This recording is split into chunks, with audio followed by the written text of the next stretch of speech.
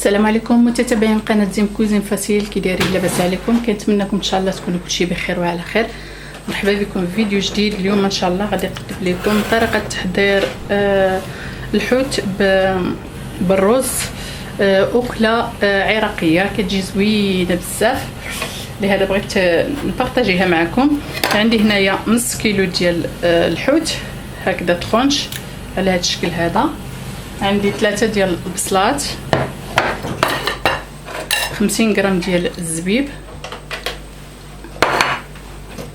100 غرام ديال الشعريه على هذا الشكل هذا، وعندي كيلو ديال الرز،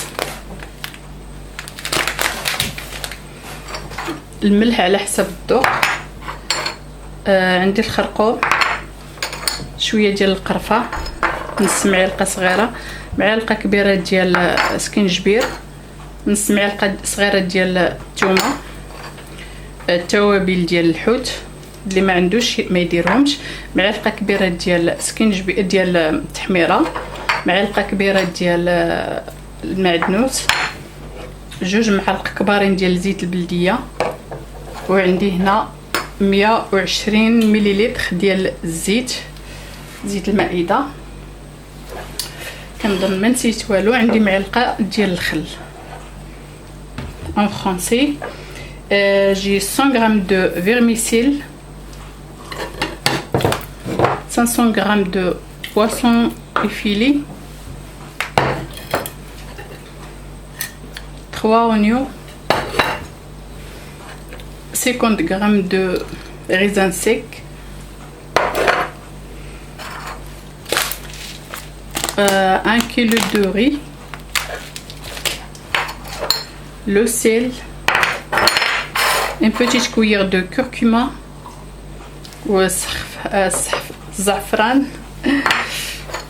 ملون غذائي غير شويه، un peu de cannelle, une grande cuillère de gingembre,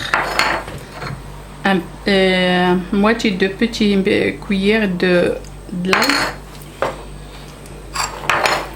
une grande cuillère de paprika, une grande cuillère de persil et un peu de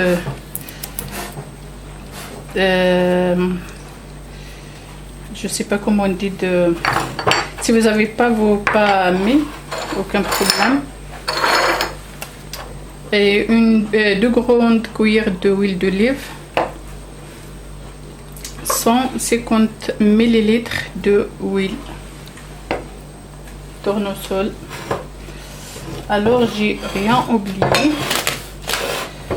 غادي نجيب واحد طبسيل بحال هكا، كندير فيه الملح وكندير كاع فيه هذوك التوابل كي كتشوفوا.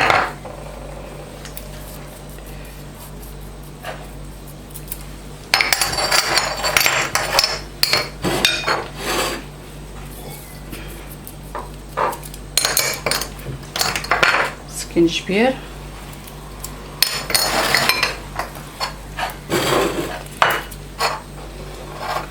كنخلطهم على هذا الشكل هذا.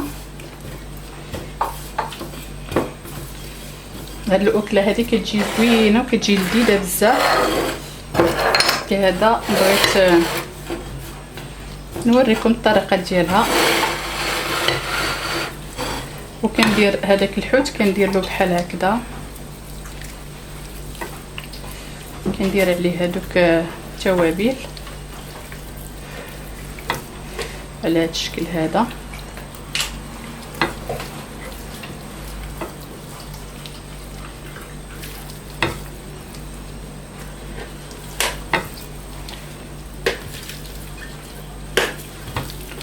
على هذا الشكل هذا غادا نخليها حتى نزيدها من بعد. المهم تبعوا معايا لا فيديو غادي تشوفوا كل شيء.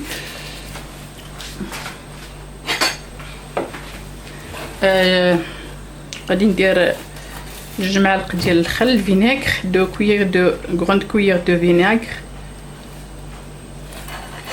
هكذا. كنخلطهم مزيان.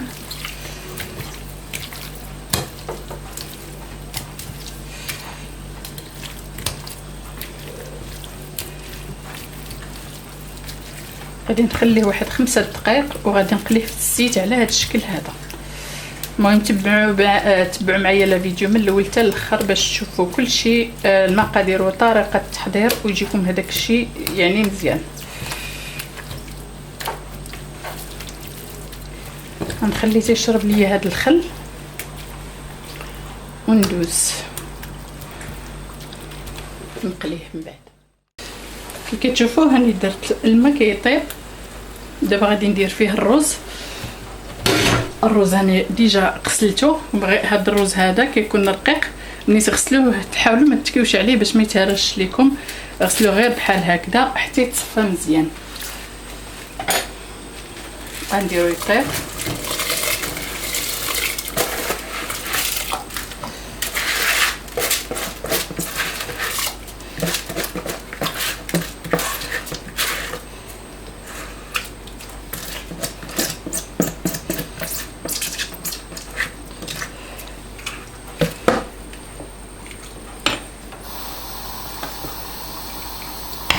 ندير ديجا شويه ديال الزيت وشويه ديال الملح. دائما الملح على حسب الذوق. كنجيب واحد المقله ولا مرميطه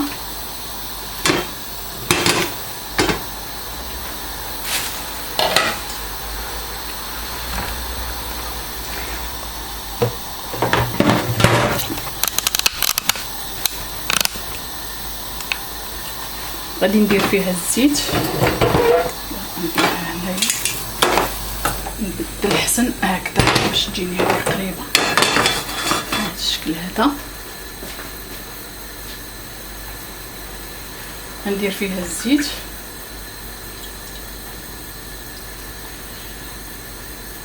ونخليها تسخن ونقلي فيها هذاك الحوت.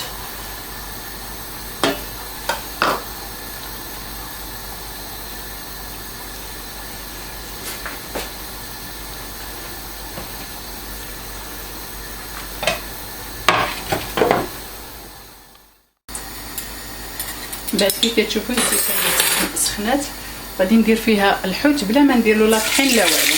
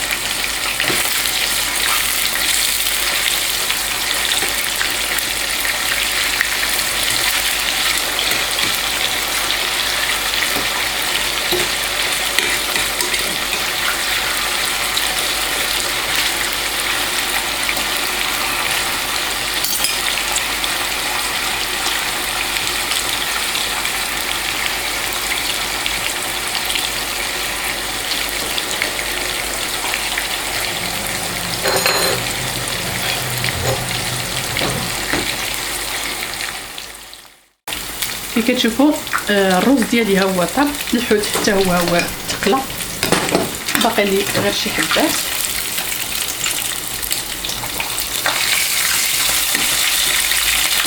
غادي ندير نصفي الرز.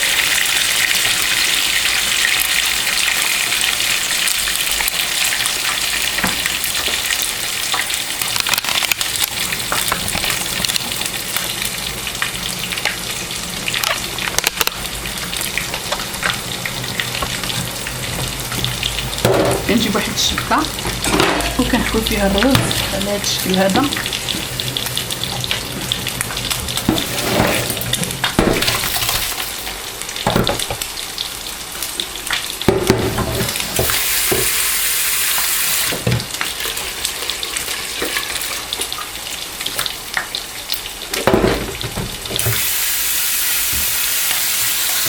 دائما كندير له الماء بارد ولا سخون، المهم باش ما كيبقاش فيه داك النشا ديالو وما كيتعجنش ليكم.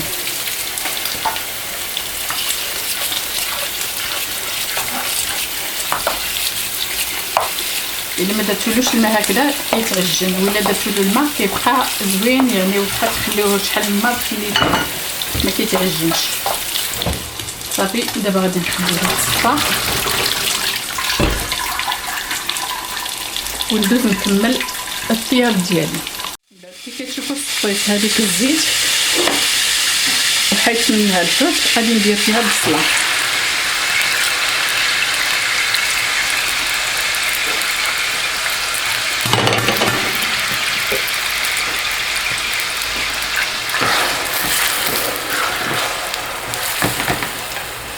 غادي نضيف لهذاك التوابل،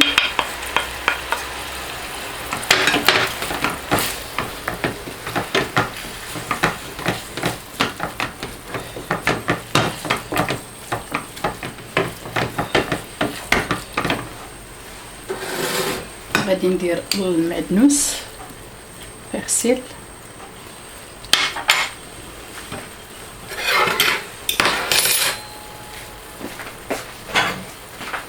جوج معالق ديال زيت البلديه ولا ويل دوليف،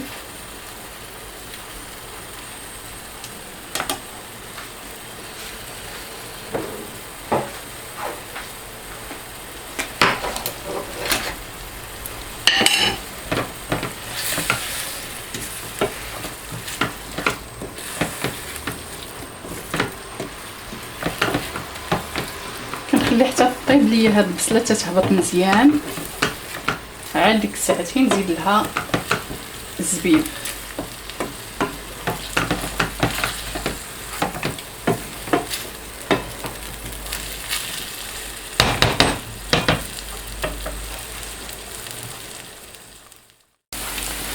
من بعد ما طابت هذيك البصله كي كتشوفوا غادي نزيد عليها هذاك الزبيب،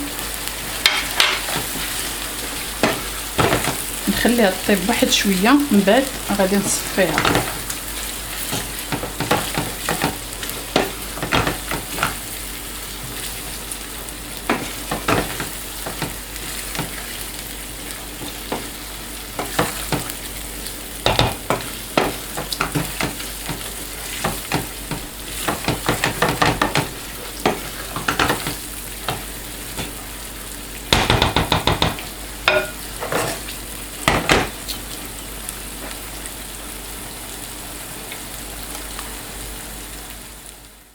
من بعد كي كتشوفوا هي طابت، غادي نجيب واحد الصفايه، طفيت ديجا النار، نجيب واحد الصفايه وغادي نخوي فيها هاد البصله باش تصفى ليا من الزيت.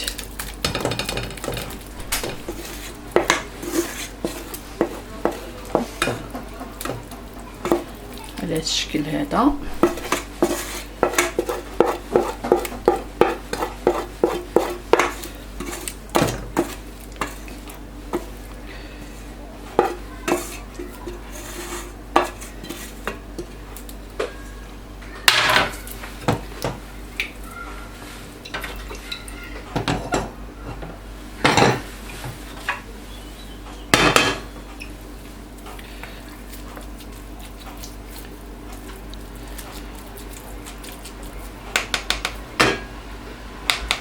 المهم هكذا غير باش لان هاد الزيت هذه غادي ندوز فيها هاد الفيرميسيل.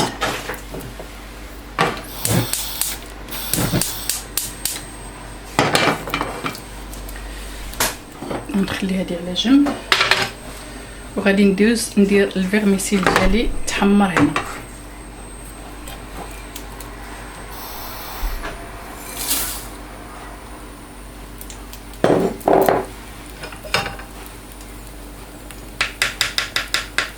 الفيرميسيل ولا الشعريه، المهم على هذا الشكل هذا اللي كتكون رقيقه بزاف، الشعريه ديال السفه. غادي نبقى كنحركها هكذا حتى تحمر،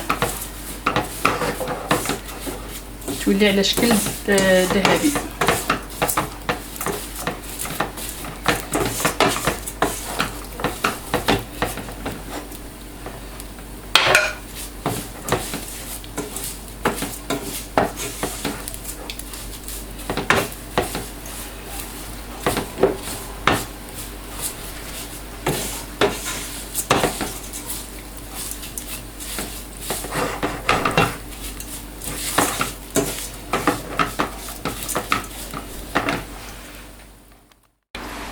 بعد ما تحمرت كتجي على هذا الشكل هذا.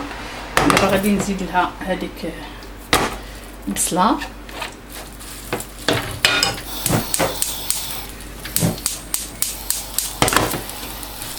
نزيد لها كاس ديال الماء.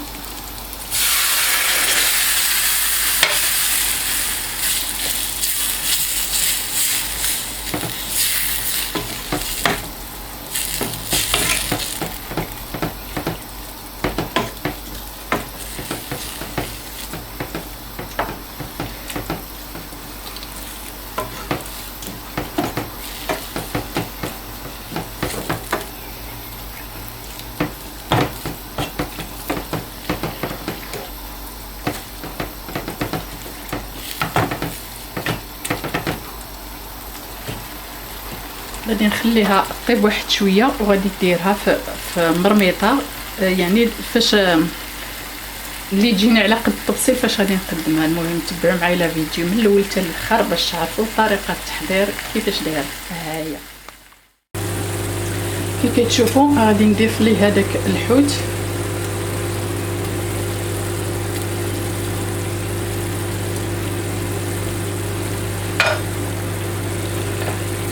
من بعد غادي نديرو في المرميطه قلت لكم طيب شويه باش ما يتهرسش فينا هذاك الحوت.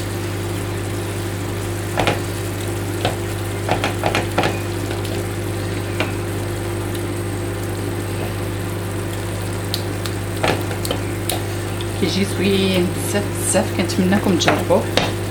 وبالنسبه للناس اللي اول مره كيزوروا القناه ما تنساوش تابونيو وتكليكوا على زر الاشتراك باش يوصلكم كل جديد.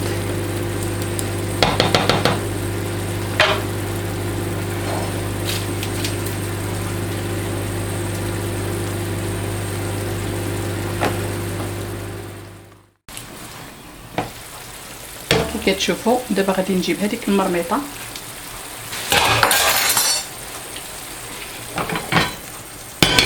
غنطفي النار حتى ندير الرز كلشي، عاد ونشعل لها واحد شويه.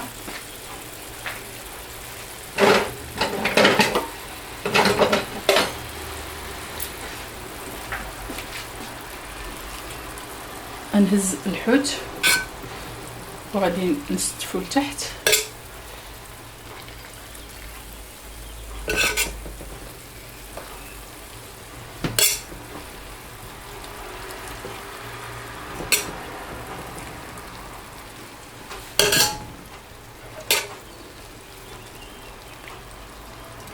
وغادي نخلي النص باش ندير طبقه الجوجه.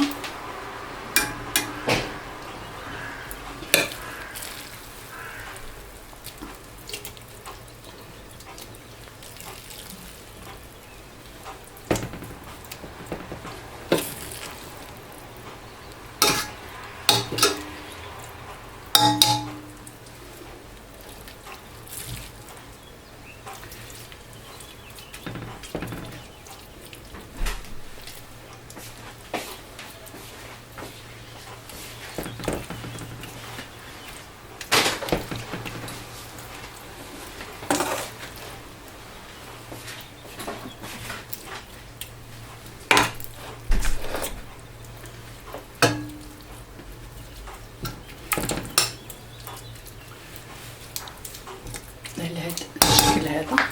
من بعد غادي نجلس الرز،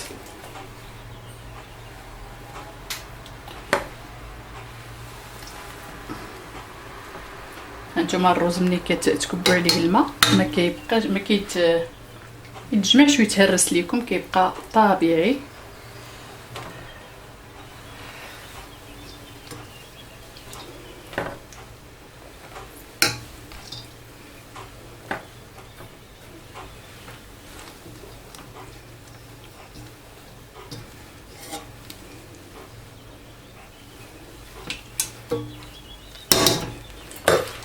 غادي نولي ندير الفرشه الثانيه.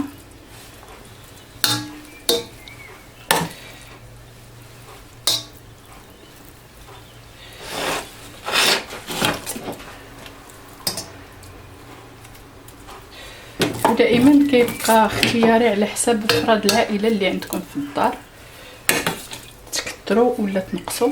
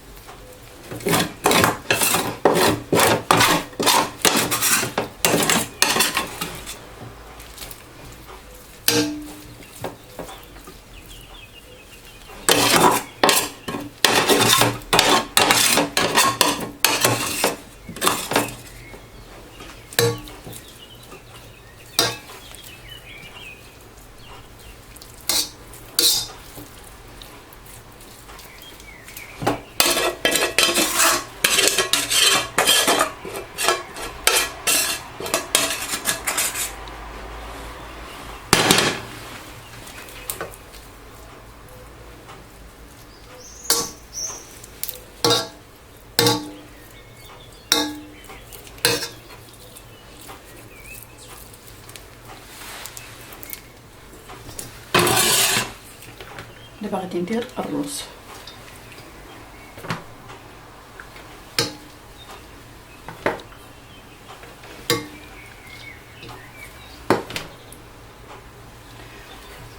نديرها هكذا فوق البوطه، يعني ما بغيتش ندير فوق الطابله ولا فوق البوطاجي، باش غادي نشعلو عاد واحد شويه النار.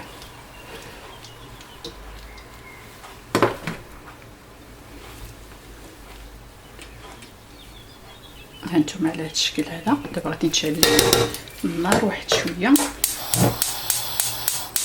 على نار ناقصه واحد شويه، ومن بعد غادي نطفي عليه ونقدمو في الطبسيل. كي كتشوفوا اني جبت الطبسيل باش غادي نحط، كنجيب المرميطه بحال هكذا وكنديرها من فوقها.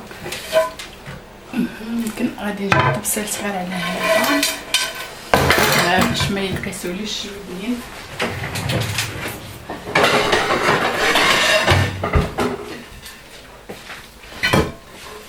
غادي نحط غير فيها الطبسيل باش يجي نيشان عليها.